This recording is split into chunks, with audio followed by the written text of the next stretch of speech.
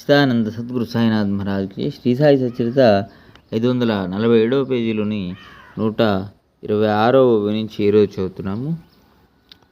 సీదు పరిసరాలలో వెలుగుతున్న అనేక దీపాల వరుసలు ఉండేవి. ద్వారం వద్ద బాబా గుర్రం శ్యామకరణ చక్కగా అలంకరించబడి ఉండేది. ఇంతలో తాత్యాబాడీలు భక్తులతో పాటు వచ్చి బాబా వద్ద కూర్చొని బాబా వెంట బయలుదేరడానికి సిద్ధంగా ఉండేవాడు. బాబా తయారుగా ఉన్న తాత్యాబాడీలు వచ్చే వరకు అతని కోసం ఎదురు చూస్తూ తమ స్థలంలోనే కూర్చొని ఉండేవారు. తాత్యా బాబా చేయటం లేపితేనే బాబా లేచి చావడికి బయలుదేరేవారు. తాత్యా బాబాను మామా అని పిలిచేవాడు. వారిలో పరస్పరం అంతటి ప్రేమ. ఇటువంటి వారి ఆప్త ధర్మాన్ని దేనితోనూ పోల్చలేం. బాబా రోజు ధరించే కంపెనీతో చంకల సడకా పెట్టుకొని పొగాకును చిలుంగుట్టాన్ని తీసుకొని భుజంపై రుమాలు వేసుకుని సిద్ధంగా ఉండేవాడు. తాత్యా వారి శరీరంపై అందమైన జరి అంచు శాలువను చక్కగా తలపై కూడా ఉండేలా కప్పేవాడు. తర్వాత బాబా వెనుకనున్న గోడ కింద ఉన్న కర్రలను ముందు భాగాన్ని తమ కుడికాలి బొటన వేలితో ఒక క్షణం కదిపేవారు. అట్లే అక్కడ వెలుగుతున్న దీపాన్ని స్వయంగా కుడి చేత్తో ఆర్పేసిన తర్వాత చావుడికి బయలుదేరేవారు. బాబా బయలుదేరబోతుండగా వాద్యాలు మోగేవి, టపకాయలు వెలిగేవి, నలుదిక్కులా దివిటీలు ప్రకాశించేవి.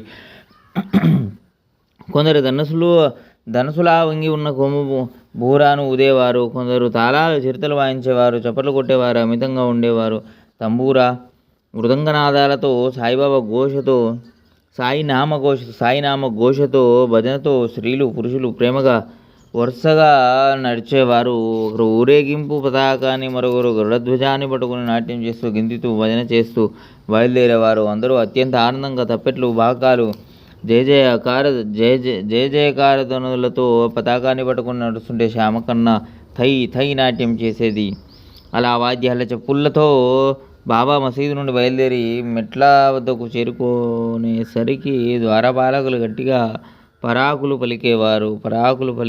తాళాలు, తప్పెట్లు వగైరా వాద్యాలతో భక్తులు అక్కడ ఆనందంగా భజన చేసేవారు.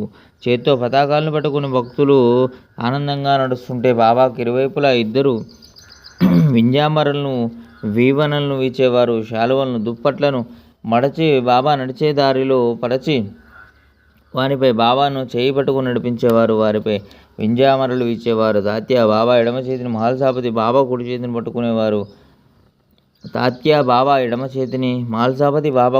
పట్టుకునేవారు. బాపు సాహెబ్ జోగ్ బాబా శిరస్సుపై